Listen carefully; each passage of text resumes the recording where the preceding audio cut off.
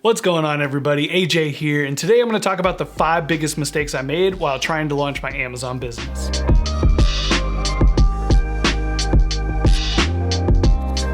Over the past 10 months, I've been able to launch cocktail cards, my very own business on Amazon.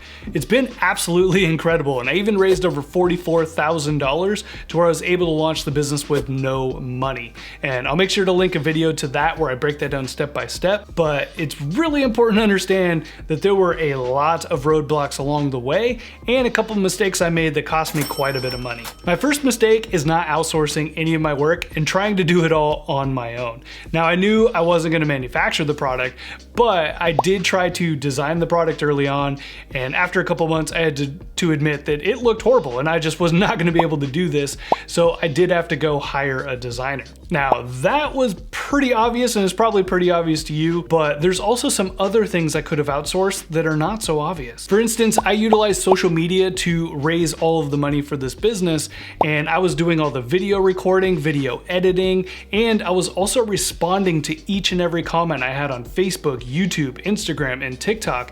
And next thing I knew, each video I was making literally took up an entire day. But in reality, outside of the filming, everything else could have been outsourced to a VA, as they could be done really virtually from anywhere. And there's many VAs that specialize in video editing and social media management, and you can hire them from anywhere from $3 to $5. Now, by me not outsourcing that work literally told me and myself that I was worth $3 to $5 an hour, when really I could have accomplished so much more in a much shorter period of time. Not to mention, I was getting so exhausted doing all this work myself that there was probably a moment where the quality of my work dipped a little bit because I was just trying to do too much. Kind of like how this video could do really poorly, and let's just smash the like button for the YouTube algorithm. So if you can give me a like, really do appreciate it as we grow this channel. The second mistake I made while launching this business was just not trusting my gut.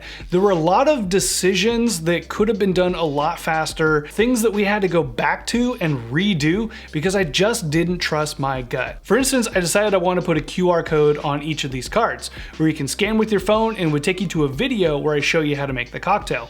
Well, a few people gave me feedback and said they weren't really sold on it, may not look very good, but I knew deep down I wanted them on that cards, so I kind of just rolled with it for a long time. And then my designer started designing the cards, and then it just bothered me so much that I went back to my community, my social media community, and asked them what they thought of the QR code idea, and they loved it.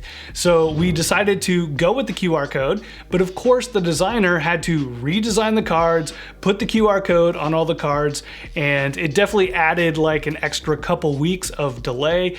And that's just one instance of a lot of different things that happen. So, really go with your gut if you really think you want something on your product. And my third biggest mistake was not being firm with my expectations. I'm typically not a person who wants confrontation, or I definitely don't want to tell anyone that they did a bad job. So I really struggled with this. And I think part of it is just being brand new to running and operating a business. I didn't know how to be firm with my expectations.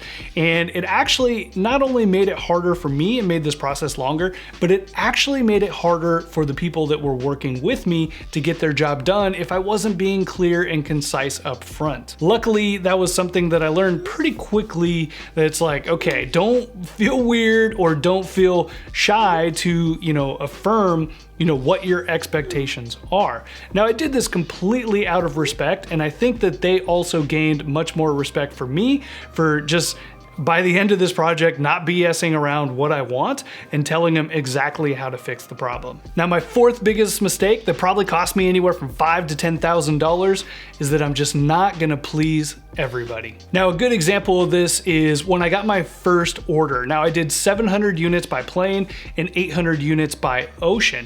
Well, the plane came to me in a week and the ocean took around 5 weeks. And I really had no idea we were gonna sell so well on Indiegogo. We actually did really good marketing, And by the time I got the plane shipment, I have sold all 700 units already. And at that point, I've already had this expectation that I'm shipping out to customers that I just convinced myself that if anyone purchases on Indiegogo, they would not be willing to wait a month for the product to be shipped to them. Which is kind of silly because Indiegogo is a crowdsourcing platform where people invest to be one of the first to get a project, and they typically know that it's gonna take anywhere from 1 to 6 months to get their product. Now, as far as problems go, that was a pretty good one to have, right? I mean, I sold out of my product, but with that mindset that I had, I stopped promoting my product for 3 weeks. And at that time I was selling cocktail cards so well, I probably would have had an additional $5,000 to $10,000 raised. In fact, I even had to be convinced after those 3 weeks to continue selling my products by my mentors and business partner.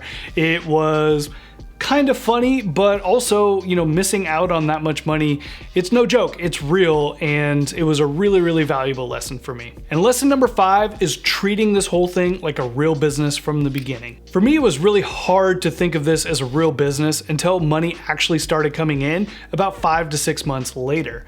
I noticed I would set aside large projects to not be done until later, and even small things like contacting my manufacturer or my designer, I would wait until Friday evening when they're not going to get back to me for multiple days, and it really just delayed the whole process. And if I'm being totally honest, we actually ended up coming late to the market, and while there were a lot of things out of my control, there were also a lot of things that were in my control, and I could have done a lot better. All right, so those are some of my experience personally with launching this business. So if you're thinking about launching an Amazon or your own e-commerce business, hopefully this helped you out a little bit. And if you guys want to know how I was able to launch my own Amazon business with $0, go ahead and check the video right there. But until next time, I'll catch you later. Cheers.